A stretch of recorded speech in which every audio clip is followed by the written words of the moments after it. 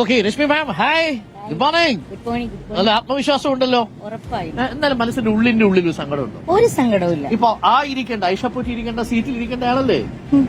അങ്ങനൊന്നുമില്ല. അത് ഓരോ രാഷ്ട്രീയ തീരുമാനങ്ങളാണല്ലോ. വളരെ ആത്മവിശ്വാസത്തോടും സന്തോഷത്തോടും കൂടിയാണ് ഞാൻ മുന്നോട്ട് പോകുന്നത്. പെട്ടെന്ന് കോൺഗ്രസിൽ നിന്ന് ബിജെപിയിലേക്ക് എന്ന് പറയുമ്പോൾ ഒരു മനസ്സിനൊരു വിങ്ങലുണ്ട്. ഒരു വിങ്ങലും ഇല്ല. ഇല്ല. ഈ യഥാർത്ഥത്തിൽ കോൺഗ്രസിലേക്ക് വരുന്നത് എന്ത് ആശയത്തിന്റെ പുറത്താണ്? എന്തായിരുന്നു മുന്നിൽ കോൺഗ്രസ് പ്രവർത്തകയായി ഇരിക്കുന്നത്? കോൺഗ്രസ് പ്രവർത്തകയായിരുന്നപ്പോഴും ഞാൻ നേരത്തെ സൂചിപ്പിച്ചതുപോലെ എവിടെയാണെങ്കിലും ആർ രശ്മി എപ്പോഴും ആർ രശ്മി തന്നെയാണ്. എന്നും സാധാരണക്കാരോടൊപ്പം ചേർന്ന് നിൽക്കുന്ന ഒരാളെന്ന നിലയിൽ എവിടെ ചെന്നാലും ഒരു സ്വീകാര്യത ഉണ്ടായിരുന്നു. ഇവിടെ സൂചിപ്പിച്ചതുപോലെ ചില പാർട്ടിയിലെ നേതാക്കന്മാരിൽ നിന്നുണ്ടായ തിക്ത അനുഭവങ്ങൾ തന്നെയാണ് മാറി ചിന്തിക്കാനായി. ഒരർത്ഥത്തിൽ ഐഷ പോറ്റി CPM അനുഭവിച്ച അതേ അവഗണന ആർ രശ്മിയും അനുഭവിച്ചിരുന്നു പാർട്ടി. തീർച്ചയായും നിങ്ങൾ രണ്ടുപേരും ആ അവഗണനയുടെ ഇരകളാണ്. ഇവരെ ഒരുമിച്ച് ഒരു പാർട്ടിയിലൊക്കെ നിന്നൂടെ? രണ്ടുപേരും അതൊക്കെ വ്യക്തിപരമായ ഓരോരുത്തരുടെ. അതാണ് ഐഷ പോറ്റിയും പറഞ്ഞത്. ആ അർത്ഥത്തിൽ വ്യക്തിപരമായ ചോയ്സ് ആണ് എന്നുള്ളത്. ശരി, ഈ പാർട്ടി വിടാൻ പോകുന്ന സമയത്ത് മുതിർന്ന നേതാക്കളാരും വിളിച്ചിരുന്നു, നമുക്ക് ആലോചിക്കാമെന്നൊക്കെ പറഞ്ഞിരുന്നു. പക്ഷേ സമയം ഒത്തിരി താമസിച്ചു. അതുകൊണ്ട് തന്നെ എന്നെ എല്ലാ രാഷ്ട്രീയ പാർട്ടിക്കാരും എന്നെ വിളിച്ചിരുന്നു. എല്ലാ പാർട്ടിക്കാരും കടുപ്പമേറിയതായിരുന്നു.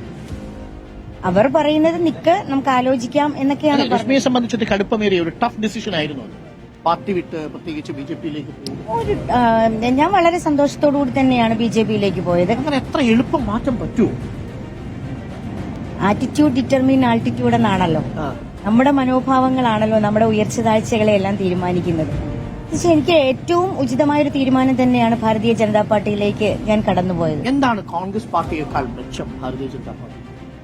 എല്ലാവരെയും നന്നായി കുറച്ച് ദിവസങ്ങളായി തെരഞ്ഞെടുപ്പ് പ്രചരണങ്ങളുമായി മുന്നോട്ട് പോയപ്പോൾ എനിക്ക് കാണാനായി സാധിച്ചത് എല്ലാവരും നമ്മളെ ചേർത്ത് നിർത്തുന്നു. മാറ്റി നിർത്തുന്ന ഒരു അനുഭവം എനിക്ക് ഇതുവരെ ഉണ്ടായിട്ടില്ല. എന്നാൽ ചില കോൺഗ്രസിലായിരുന്നപ്പോൾ അങ്ങനെ ചില വേർതിരിവുകൾ ഉണ്ടായിരുന്നു. കേഡർ പാർട്ടിയുടെ ഒരു സംഘടനാപരമായിട്ടുള്ള മെച്ചം അതിനുണ്ട്. ഉണ്ട് തീർച്ചയായും. അതെ ഒരു കേഡർ സംവിധാനം തന്നെയാണ്. പക്ഷേ രശ്മി അടുത്തറിയാവുന്ന ആളുകൾ പറഞ്ഞില്ലേ രശ്മി പോകണ്ടായിരുന്നു എന്നൊരു അഭിപ്രായം? അത് പറയും, അവർക്ക് നമ്മളോടുള്ള സ്നേഹം കൊണ്ട് എല്ലാവരും ഇത് നേരത്തെ എടുക്കേണ്ട തീരുമാനമായിരുന്നു എന്ന് പല മുതിർന്ന നേതാക്കന്മാരും ഞാൻ വോട്ട് ചോദിച്ചു ചെന്നപ്പോൾ അവരുടെ അനുഗ്രഹം വാങ്ങാൻ ചെന്നപ്പോൾ എന്നോട് പറഞ്ഞത് നേരത്തെ എടുക്കേണ്ടതായിരുന്നു ഈ തീരുമാനമെന്നാണ് പറഞ്ഞത്. അതാണ് രശ്മി പറയുന്നത്. അപ്പൊ എനിക്ക് മനസ്സിലാവാത്തൊരു കാര്യം, BJP ആയിട്ട് മത്സരിക്കുന്നു, ഒരു കാലത്ത് കോൺഗ്രസിന്റെ പ്രവർത്തകയാണ്, ഇപ്പം ബാലഗോപാൽ ഐഷ പോറ്റിയുമായിട്ടാണ് ഇവിടെ മത്സരിക്കുന്നത്. ഐഷ പോറ്റിക്ക് CPM അവഗണന നേരിട്ടു, അങ്ങേക്ക് കോൺഗ്രസിന് അവഗണന നേരിട്ടു എന്ന് പറഞ്ഞു. അപ്പൊ രണ്ടുപേരും ഒരർത്ഥത്തിൽ രാഷ്ട്രീയ അവഗണനയുടെ ഇരകളായിട്ടാണ് മത്സരിക്കുന്നത് ഈ തെരഞ്ഞെടുപ്പിൽ. പാർട്ടി ഈ സീറ്റ് തന്നിരുന്നെങ്കിൽ രശ്മി ഇപ്പുറത്തിരിക്കുമായിരുന്നു. നമ്മൾ സീറ്റിന് വേണ്ടി മാത്രമല്ല ഒരു പൊതുപ്രവർത്തകർ എപ്പോഴും നിൽക്കണം. ഞാൻ സീറ്റ് ആഗ്രഹിച്ച് നിന്ന ഒരാളല്ല. പക്ഷേ സീറ്റ് ആഗ്രഹിക്കുന്നത് തെറ്റൊന്നുമില്ല. കാര്യം ഒരു രാഷ്ട്രീയ പ്രവർത്തകയെ സംബന്ധിച്ച് ജനപ്രതിനിധിയാവുക, മത്സരിക്കുക എന്നൊക്കെ അവരുടെ അവകാശമാണ്. അതിനൊന്നും തെറ്റില്ല. പക്ഷെ നമ്മൾ പൊതുപ്രവർത്തകരായിരിക്കുമ്പോൾ എപ്പോഴും മറ്റൊരാൾക്ക് കൂടി അവസരം കൊടുക്കാനുള്ള ഒരു മനോഭാവം ഉണ്ടാവണം. അങ്ങനെ തന്നെയാണ് ഞാൻ സീറ്റ് കിട്ടിയില്ലെങ്കിൽ നിന്ന്. പക്ഷെ സീറ്റ് കിട്ടാതിരുന്നിട്ടും പിന്നെ തുടർച്ചയായിട്ടുണ്ടായ ചില അവഗണനകളാണ് എന്നെ മാറി ചിന്തിക്കാനായിട്ട്. ഇപ്പോ കോൺഗ്രസിൽ തന്നെയുള്ള 12 പേരാണ് BJP സ്ഥാനാർത്ഥികളായി ഇക്കുറി തെരഞ്ഞെടുപ്പിന് നേരിടുന്നത്. അതിനെ എങ്ങനെ കാണുന്നത്? 12 പേര് കോൺഗ്രസിൽ ഉണ്ടായിരുന്ന BJP സ്ഥാനാർത്ഥി പട്ടിക നോക്കിയ 12 പേര് കോൺഗ്രസുകാരാണ്. അതെ അപ്പൊ അവർക്കൊക്കെ ഇതുപോലെ ഓരോരോ അനുഭവങ്ങൾ ഉണ്ടായി കാണും. ഈ കോൺഗ്രസിന്റെ സ്വാഭാവിക ചോയ്സ് ആയിട്ട് BJP എങ്ങനെയാണ് മാറുന്നത്? ഇനിയും കൂടുതൽ നേതാക്കൾ വരാൻ സാധ്യതയുള്ളതായിട്ട് ഇനിയും ധാരാളം, എന്നോടൊപ്പം തന്നെ ധാരാളം പ്രവർത്തകർ BJPയിലേക്ക് വന്നിട്ടുണ്ട്. ഇനിയും വരാനിരിക്കുന്നു. നേതാക്കൾ 2-3 പേര് സംസാരിച്ചിട്ടുണ്ട്. അവരും തിരഞ്ഞെടുപ്പ് കഴിഞ്ഞതിന് ശേഷം അവര് ചർച്ചയുമായി ബന്ധപ്പെട്ട് എന്തെങ്കിലും കാരണവശാൽ അധികാരം കിട്ടിയില്ലെങ്കിൽ മുതിർന്ന നേതാക്കളടക്കം BJPയിലേക്ക് വരാനുള്ള സാധ്യതയുണ്ടെന്നാണ് രശ്മി പറയുന്നത്. ഉറപ്പായും. ഇന്നലെയും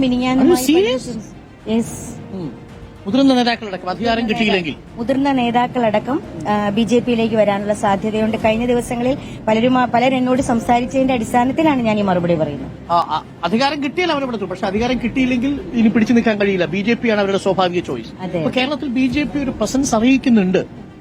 BJPയുടെ വളർച്ച നമുക്കറിയാം. സർവേ പ്രകാരം ഏകദേശം 25ഓളം സീറ്റുകൾ പിടിക്കുമെന്നാണ് പറഞ്ഞിട്ടുള്ളത്. കൊട്ടാരക്കരയിൽ ആത്മവിശ്വാസമുണ്ട് രശ്മി? ഉറപ്പായും വളരെ ആത്മവിശ്വാസത്തോടുകൂടി തന്നെയാണ് ഞാൻ തെരഞ്ഞെടുപ്പ് പറഞ്ഞു. കൊട്ടാരക്കരയിലെ വോട്ടർമാരുടെ മുന്നിൽ ലക്ഷ്മി വെക്കുന്നത് എന്താ? ഏറ്റവും നമുക്കറിയാം, കൊട്ടാരക്കരയിൽ കഴിഞ്ഞ 2021 തെരഞ്ഞെടുപ്പ് പ്രചരണങ്ങളുമായി മുന്നോട്ട് പോയപ്പോൾ വോട്ടർമാർ പറഞ്ഞ കാര്യം തന്നെ കൊട്ടാരക്കരയിലെ ഗതാഗതക്കുരുക്കാണ്. ഇത്രയും ദിവസങ്ങളായി ഗതാഗതക്കുരുക്കിന് ഒരു പരിഹാരം കാണാൻ ധനകാര്യമന്ത്രി കൂടിയായിരുന്നല്ലോ ബാലഗോപാൽ, അദ്ദേഹത്തിന് സാധിച്ചിട്ടുണ്ടോ? ജനങ്ങൾ ഇപ്പോഴും പറയുന്നത് ട്രാഫിക് ജാം. കൊട്ടാരക്കരയിലെ നമുക്കറിയാം MC റോഡും NH കൂടി സംഗമിക്കുന്ന ഭാഗമാണ് കൊട്ടാരക്കര എന്ന് പറയുന്നത്. എന്നിട്ട് പോലും അവിടുത്തെ ആ ട്രാഫിക് ജാം പരിഹരിക്കാൻ സാധിച്ചില്ല. ഐഷ പോറ്റിയാണ് അപ്പുറത്ത് നിൽക്കുന്നത്, കരുത്തയാണ്. എതിരാളികൾ നമ്മളെക്കാൾ ശക്തരാണെന്ന ബോധത്തോടു കൂടി വേണം ആരായാലും തെരഞ്ഞെടുപ്പ് പ്രവർത്തനങ്ങളെ നേരിടാൻ. നിങ്ങൾ തമ്മിൽ ഒരു പോസിറ്റീവായിട്ടുള്ള കാര്യം വ്യക്തിയധിക്ഷേപവും ഇല്ല എന്നുള്ളതാണ് അല്ലേ? ബഹുമാനത്തോടു കൂടി തന്നെയാണ്. അതെ, നമ്മളെല്ലാവരും give respect and take respect, that is my policy. Right.